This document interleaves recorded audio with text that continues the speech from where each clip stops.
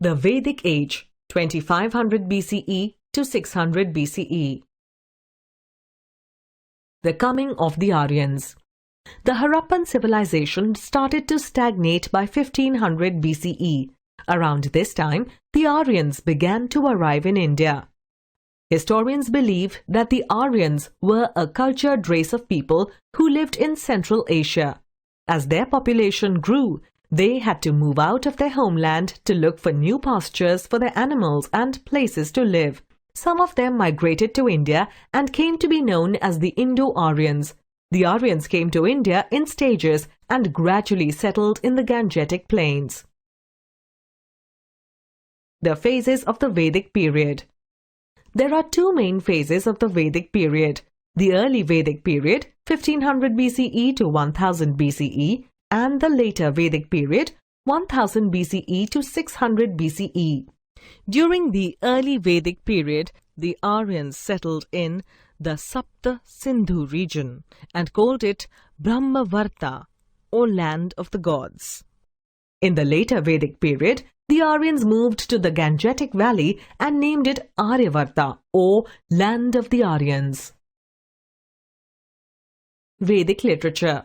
The religious literature of the Aryans are known as the Vedas. There are 4 Vedas: Rigved, Atharvaved, Samaved and Yajurved. These texts were composed verbally and passed down orally from generation to generation till they were finally written down.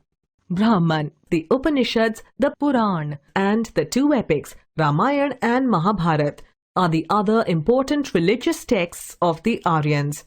These books are collectively known as the Vedic literature. They tell us a great deal about the social, religious, economic, and political life of the people during this period. Political organization. During the early Vedic period, the Aryans organized themselves into tribes called Jana. Each Jana consisted of many villages called Gram. The head of the Gram was the Gramani. The head of all the tribes was the Rajan or king, who protected the tribe from the enemy. The Sabha and the Samiti were 2 councils which advised and guided the king. He was also assisted by the Purohit, religious advisor, and the Senani, commander-in-chief of the army. During the later Vedic period, the small tribes grew into large kingdoms. The king became very powerful and kingship became hereditary. The king was assisted by many officials who were in charge of different departments. Many rituals and sacrifices or yagnas like the Rajasuya Yagna and the Ashwamedh Yagna were performed to confer supreme power on the king. Classification of society. The Aryan society was divided into 4 classes or varnas on the basis of people's occupation. The 4 varnas were Brahmanas, Kshatriyas, Vaishyas and Shudras. Brahmanas were priests and scholars, Kshatriyas were warriors, Vaishyas were farmers, traders and craftspeople, Shudras were laborers who did menial jobs. The classification of society into 4 varnas became rigid and hereditary in the later Vedic period. The 4 classes came to be known as castes.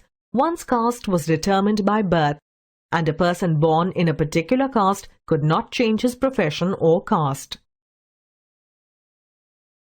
The 4 ashram. The life of an Aryan was divided into 4 stages or ashram. Brahmacharya was the first stage, when a person stayed with his guru and received education. Grihast was the second stage, when a person married and led the life of a householder. Vanaprasth was the third stage, when one gave up worldly life and went to the forest to meditate. Sannyas was the last stage, when one became an ascetic. Economic life of the Aryans. In the early Vedic period, the Aryans, who were nomads, began to settle down. They practiced agriculture and reared livestock. Other than those involved with agriculture, there were also chariot makers, potters, leather workers, and weavers. By the later Vedic period, the Aryans led a settled life. Agriculture became their main occupation. They improved their farming implements and became prosperous. The towns and cities grew during this period. Trade developed by the barter system. During this time, many people used painted grey vessels, which have been found in many sites in northern India. Religion. The Aryans used to worship one supreme power who created the universe. They also worshipped the forces of nature in the forms of gods and goddesses. The most important god was Indra, the god of rain and thunder. Other gods were Varuna, the god of water, and Surya, the sun god. During the early Vedic period, there were no idols or temples. They worshipped their gods in the open. The yagnas were performed by the Brahmanas and all the family members participated. In the later Vedic period, the earlier gods lost their importance. Brahma, the creator, Shiva, the destroyer, and Vishnu, the preserver, now gained importance.